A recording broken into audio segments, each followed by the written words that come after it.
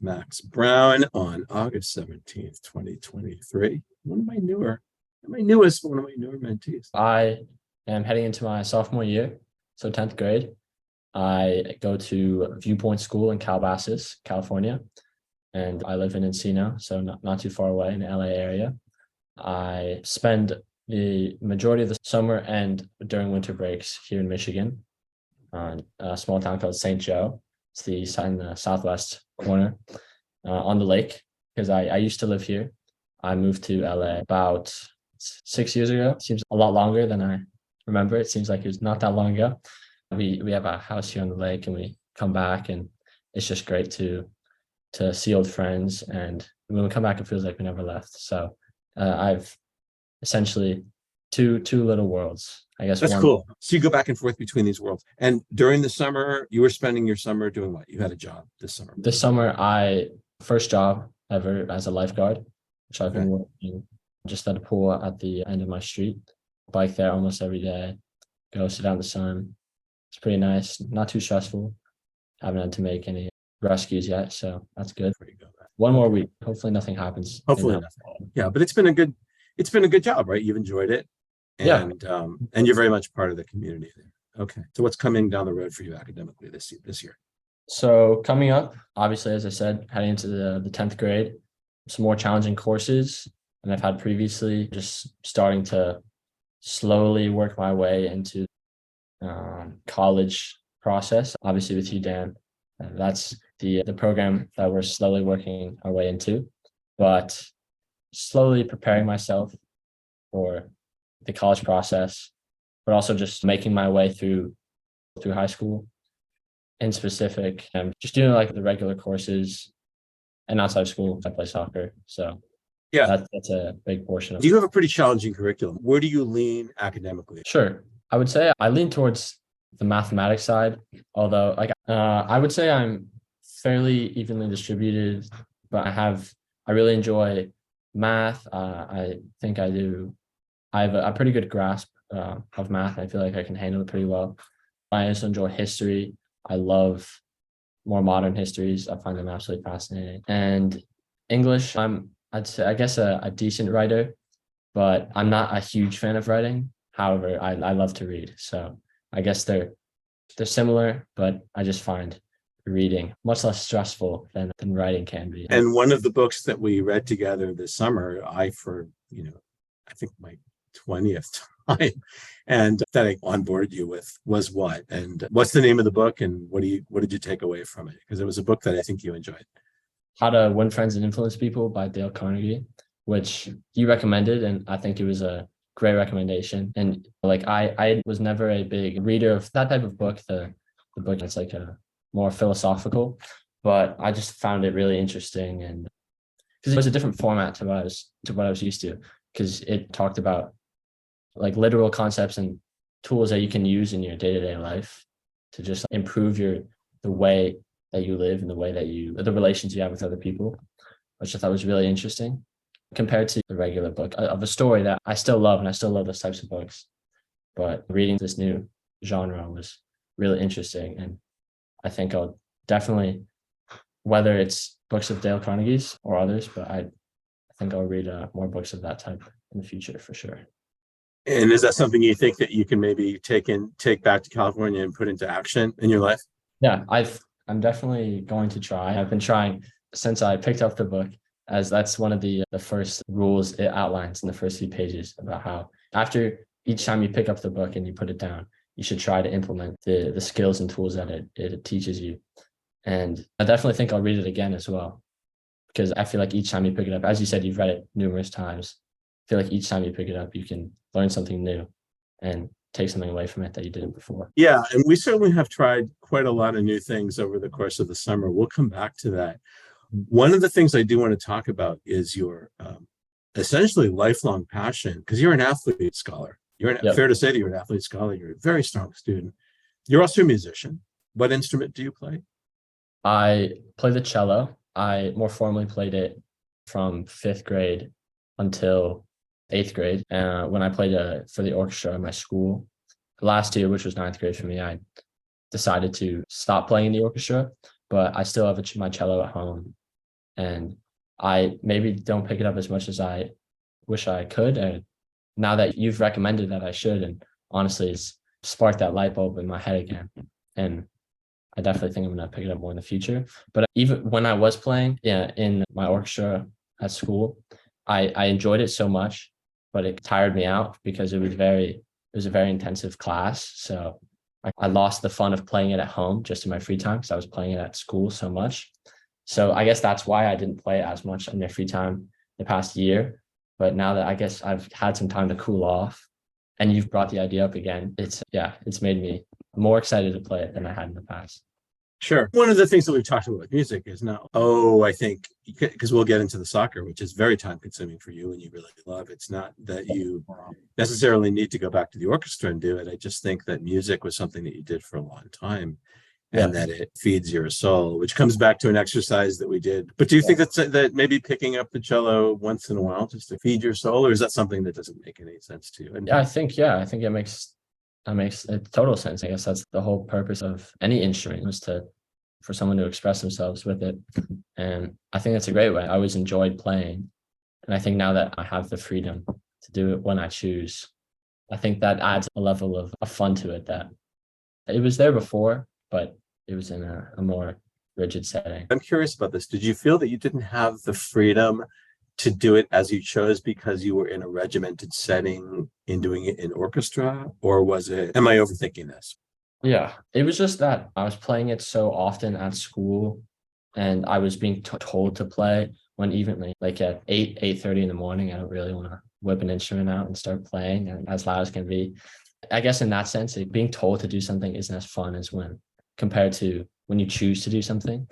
It just, in that sense, it's having the ability to choose when to do it and do it in my free time as like a fun little hobby is something. There's just like a teeny bit more of fun to that than there is when you're playing in a classroom.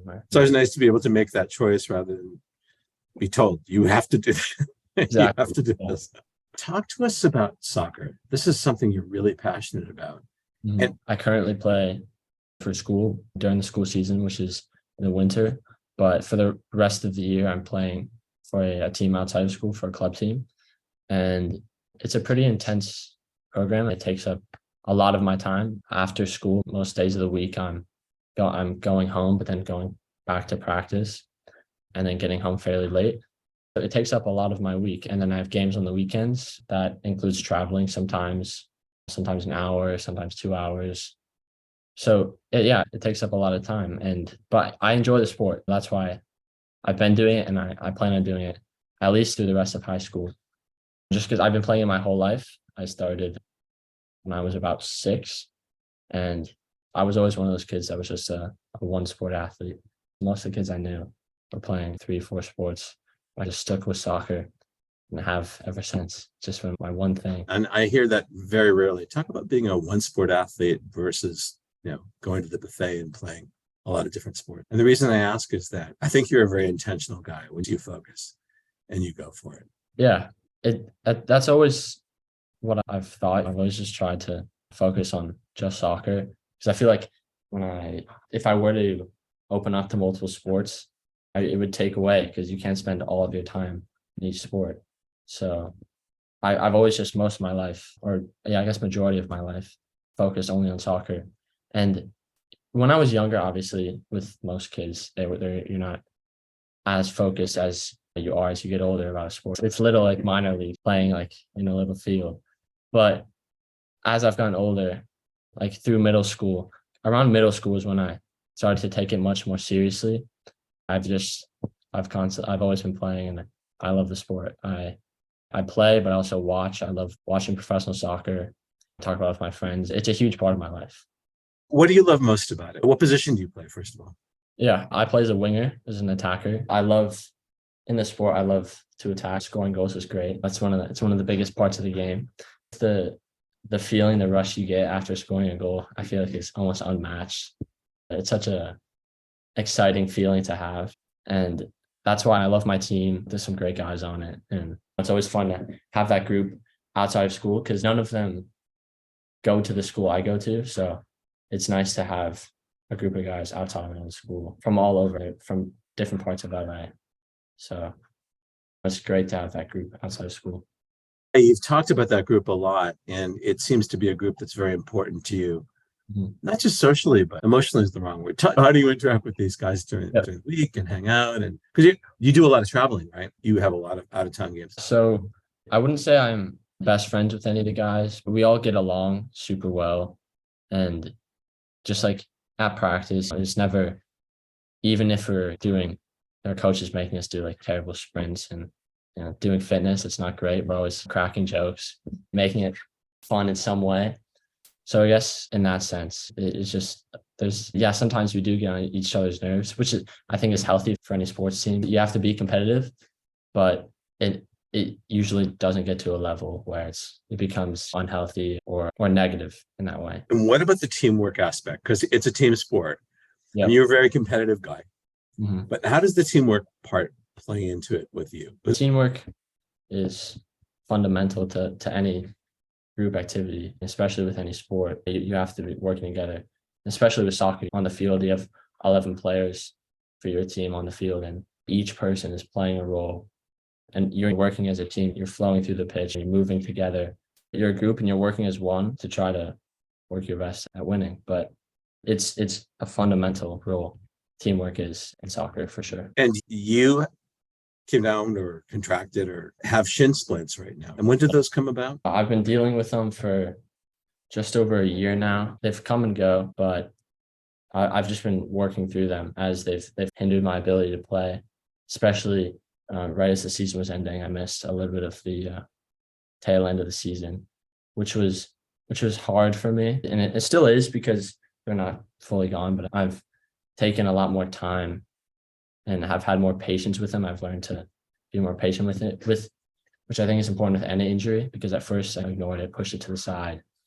But it became a bigger issue because then the pain became too bad, too strong to play through. So then I had to stop and I had to take a break. So for about a month, I didn't really do anything, just hard. But yeah, now I'm just on the slow climb back up to full activity again. And hopefully I can get there sooner rather than later. I'm getting a little itchy to play again, but hopefully it's soon and I can be back to full activity. This isn't the first time you've faced adversity in your life. Difficult things come your way. It's how you deal with them. Other athletes will face things like shin splints or breaks or things like that. And I know that they'll go to pieces, but you attack adversity in a sort of interesting, just Max kind of way. There's no other way to really describe it. I try to keep the glass half full type of motto. And I feel like I'm a fairly optimistic person. So I always try to incorporate that into the challenges I face. But with any person, you have imperfections and things don't always go perfectly. That doesn't always work out. Things don't always work out, but I always try to look at things in the best way or in the best possible mindset, because I feel like that's the most beneficial way to see results. But I would always say that I try to find the best in each scenario. You're a high achieving guy. Fair to say that you come from a high achieving family. But you talk a little bit about your parents' professions. This house that you're in right now was a house that your dad designed. Is that correct? Yeah, he didn't fully design it, but he played a large part in the design because he studied architecture when he was in university, and he's a huge passion for it. He didn't solely pursue architecture in his career. He ended up working. He was a businessman. He worked at a company, Whirlpool. Right. Architecture was never his main profession, but he always had a love for it. He always had a passion for it.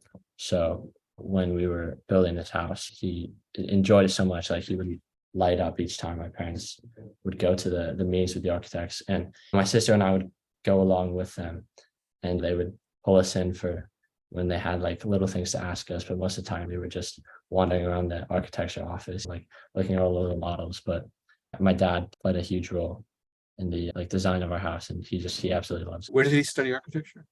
He studied architecture at Cornell and in graduate school, and he was at Cornell for undergrad and graduate school. And then your mom, who she's no longer in Amgen. I don't believe her. She is. She no longer is. Yeah, she left I think about a year ago, and now she's just finding her way, taking a year off. As she said, this is her first summer in her life since she was a little kid that she's had off. So she's enjoyed that a lot, but she's, slowly working, looking for her next step in her career. Another highly accomplished member of the family. And they spent a lot of time living in Italy. Is that correct? Because you're a very well-traveled person in a family. Is that correct? Yes, they did. They met in Italy when as I said, my dad was working for Whirlpool, and at the time he was at their European office, which was in Italy. And that's where he met my mom. And so they both share a passion and a love for Italy. And so none of us live there, but we love it so much and we travel there. We try to go as much as we can. More recently, we've been, in the past year, I was able to go twice. So that was great. But that's also where they got married. They just love it there. And as the years have gone on, they've been able to show us around, show my sister and I around the country, and have been able to go and visit. And I think their love for it's rubbed off on me.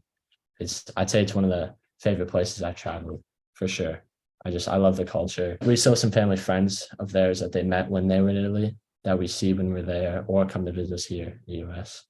And it's just great. I love it there. Do you think that Italy is a microcosm? Do you think you're a global thinker? You're in the early stages of high school, but you have a lot of passions, and we'll get into your entrepreneurial stuff in a sec. It's pretty fascinating. But are you intrigued with the idea of being a global citizen when it comes to your work and your life?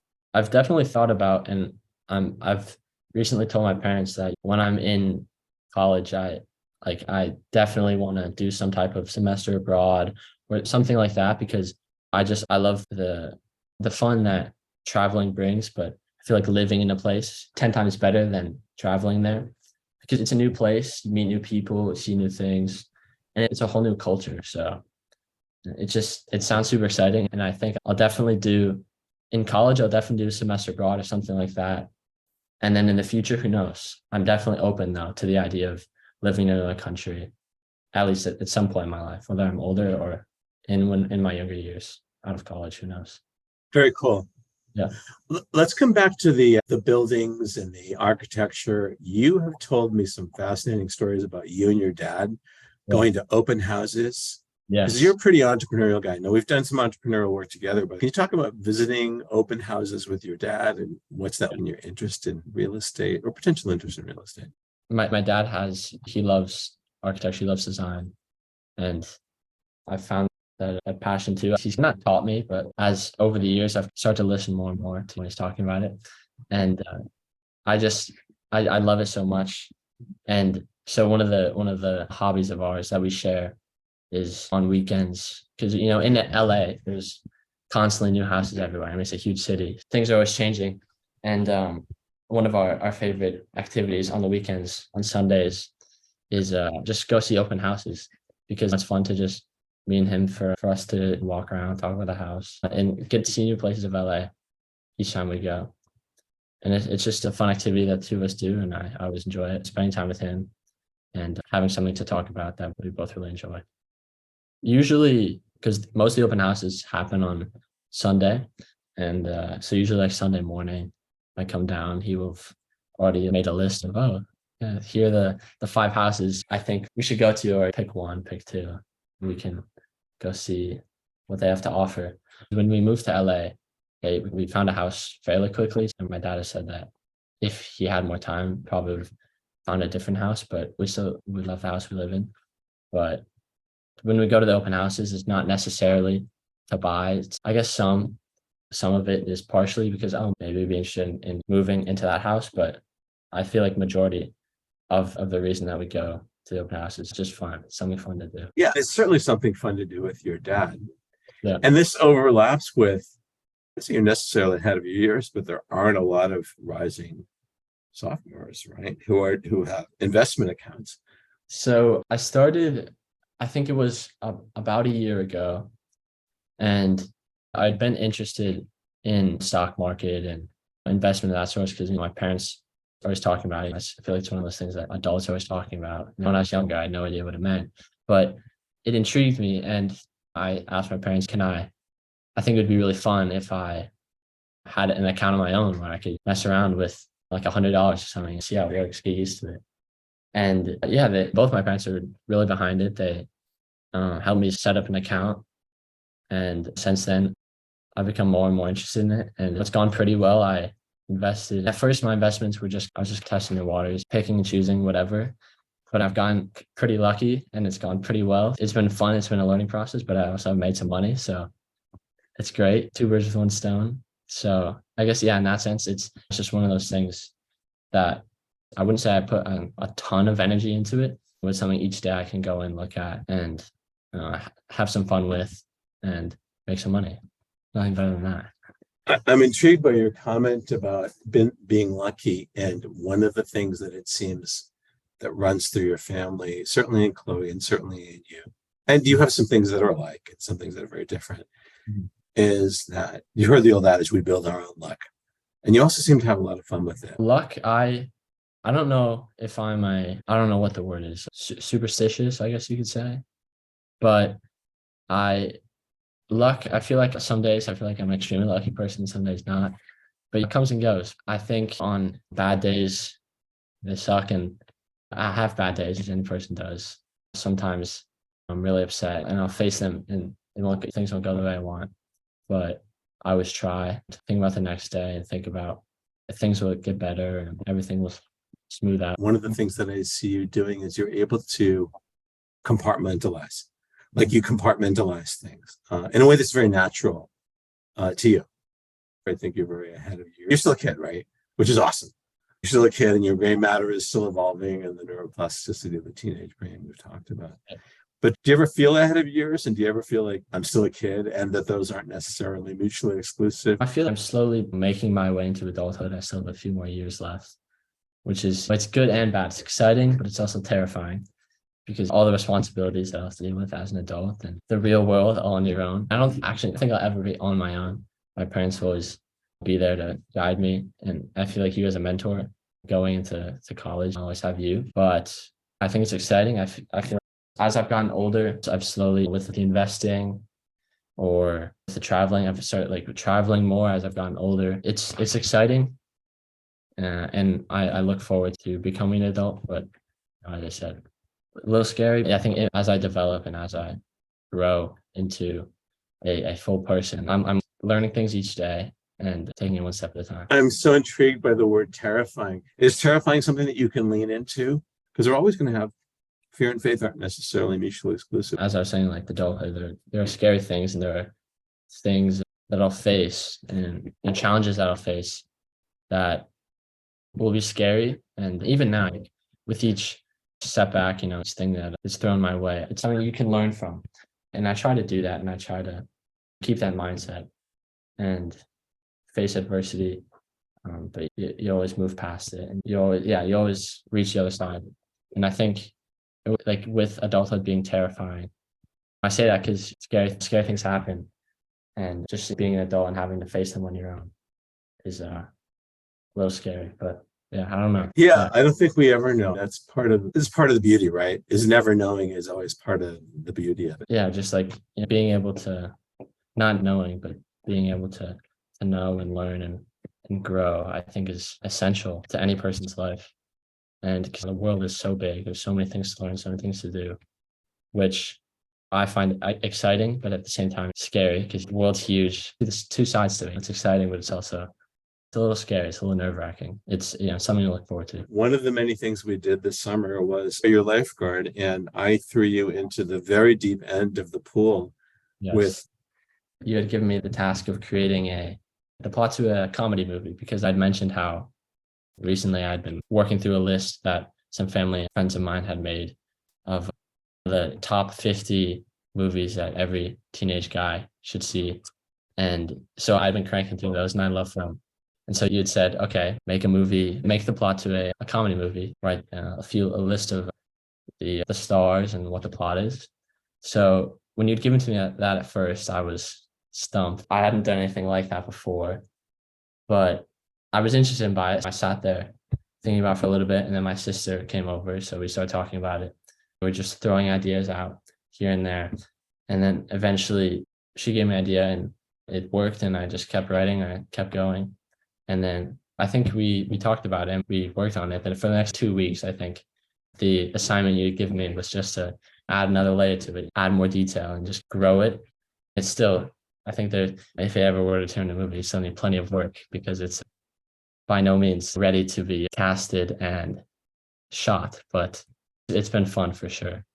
And something that I didn't think I'd never done before, but it was fun to just mess around with and create. And what were the things that were most fun about it? And what were the things that were most challenging about it? I created the idea and then I presented to you, but then my parents were curious, pitched it to them. And at the time, I think we had other family friends of ours who were at the house. I pitched it to them. Eventually, I retold the plot of the movie like 10 times because one person would come in the room and I tell it to them, the next person, so on and so forth.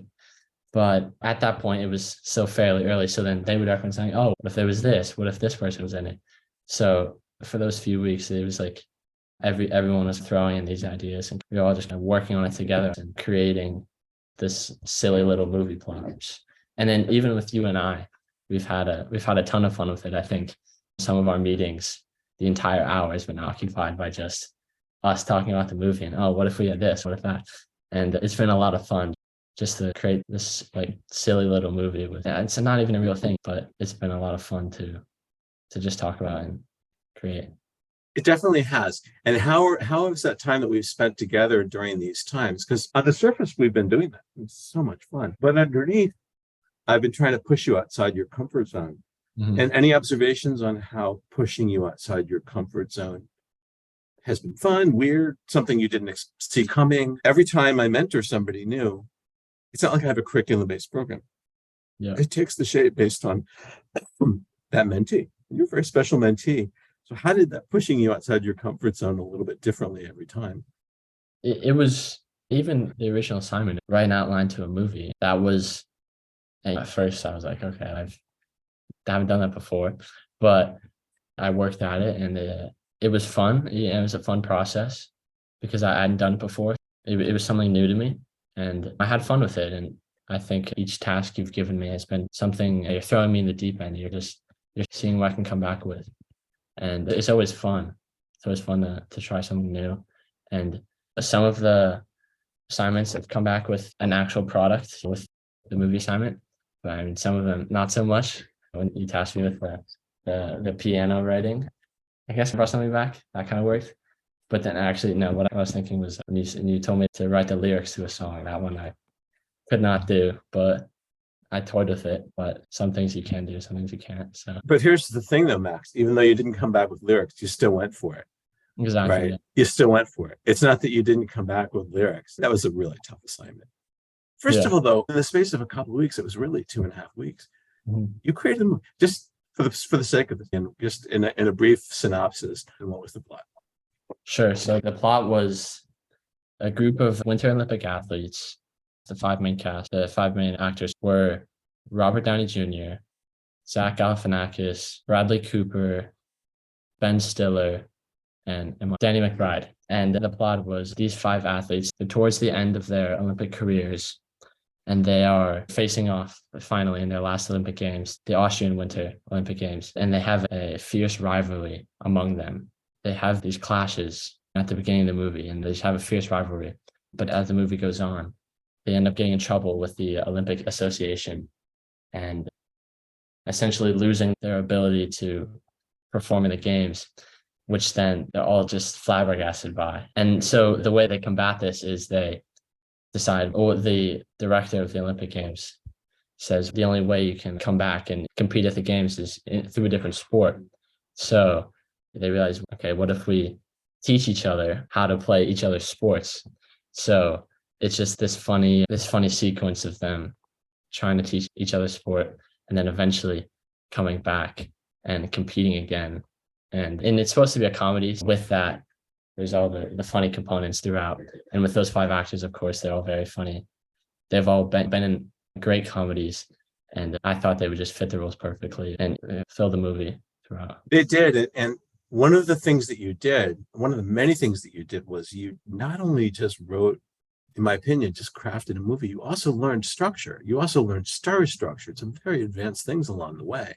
What was it like to just pack what was really years of movie industry learning and story structure and casting and character creation, What was that like to just be thrown that early on in the mentorship relationship? Yeah, it's flattering that you think that. I didn't think it was that in depth, but it was fun. It was a fun task. And as I created just a brief idea, but then I would come back to you and you gave it some type of structure, and then you just kept working at it and toying with it.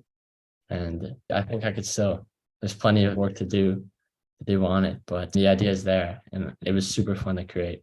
And this is where I want to lean into here, is that part of the work that we're doing together, we work on communication. You're a master communicator, but we're going to dig into the way that you communicate. You're already an entrepreneur, and we're going to unpack that as we go along. And although you haven't mentored a lot of other people, you're on your way to doing that. In the couple of short months that we've worked together, are there any takeaways or observations that you have based on the way that we've worked together, or the way that you've seen other people mentor other people, that you feel you'll take forward as we work together over the next 4 or 5 years? And in a perfect world, you mentor other people with me or on your own. Because mentorship is, we all stand on the shoulders of giants. And you stood on the shoulders of giants before, your coaches in soccer, but people are going to stand on yours and on theirs. What's your hit on that? I found that having you as my mentor has been, a great experience so far in the only 3 months that we've known each other. But I feel like each call I learn something from you, and I take something with me that I think I'll use in the future. But I think this, like the mentee mentor relationship, is really important, and I've learned a lot from you, and I plan to learn more, because I think it's a fundamental relationship that is seen everywhere, and for someone to like hone in on it and really to work on it, I think is great. And I'm glad I have you as my coach now, because I feel like you have plenty of knowledge to share with me, and I look forward to our future and what we can accomplish. I do too, Max. Here's a question though. Mm-hmm. Do you feel that you have plenty of knowledge that you can share with me? Because mentorship isn't necessarily just about, what kind of things do you think you can teach me along the way? Because mentorship isn't necessarily about top down. There's a circular co-creation process, right? And in the dojo, there's the dojo model. What are your observations on the mentorship process, and what you're going to carry forward, right? With and without me? Some of the stuff you've been doing in soccer already. Yeah, the mentor-mentee relationship. The mentee has things to share with the mentor as much as the mentor does the mentee, which I think I do to some extent. I feel like I share. I mean, I'm a different person, a different perspective. I'm younger, so I'm able to share the things I see in the world. And you ask me about, okay, well, what does this mean in that younger slang and stuff? And I'm able to provide that perspective and just that other set of eyes, which is useful in any mentor-mentee relationship. Absolutely. And is the mentor relationship something that you see with your coach? Because you have a couple of great coaches in soccer already, yes? Is that a similar kind of relationship? Yeah, I have a great relationship with my current coach. He's been my coach for about, I think, 3 or 4 years at least, but he's been a great coach to me. And he's been my coach through, it's my second team I've been on with him. I've been through different experiences with him, and I feel like he's been essential to my development. And I look forward to continuing to work with him, because he's been huge to how I've developed and grown as a soccer player. Yeah, this is great.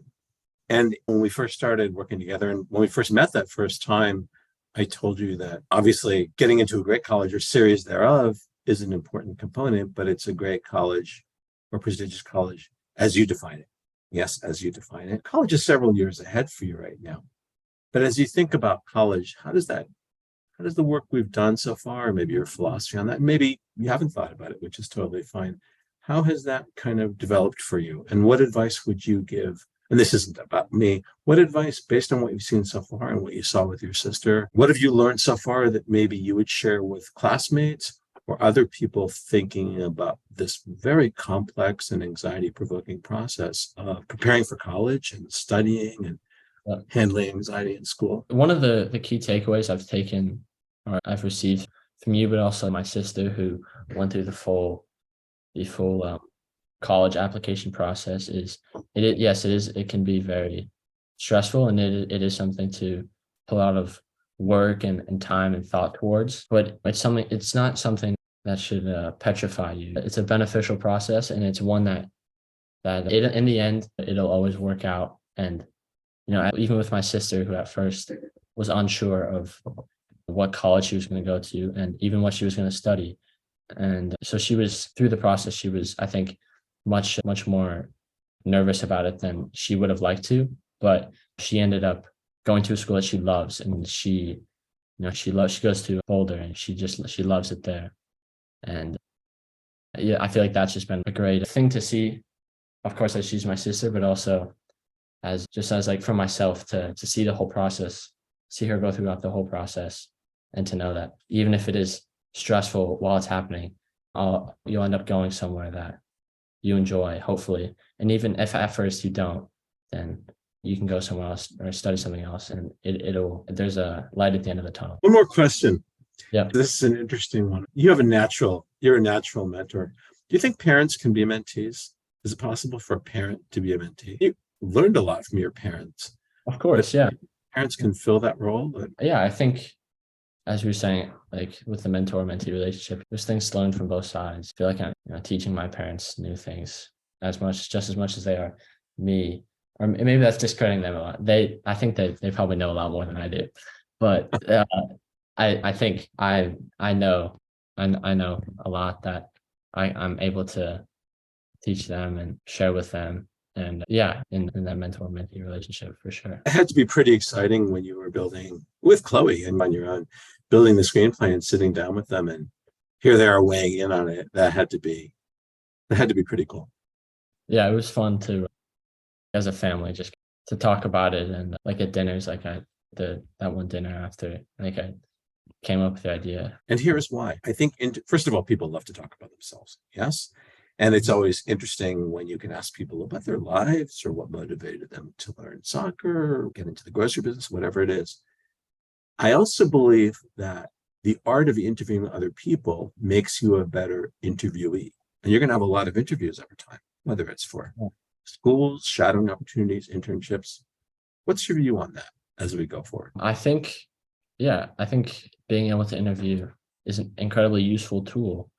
And I look forward to learning more about it, because I know I'm definitely not any type of expert of interviewer or interviewee. I think I have things to learn. I'm so grateful, as always. And I've learned a lot from you today. And I will tell you this, if you were nervous coming into it, I didn't pick up on that at all. I consider myself as having pretty good radar. You've got great radar detectors.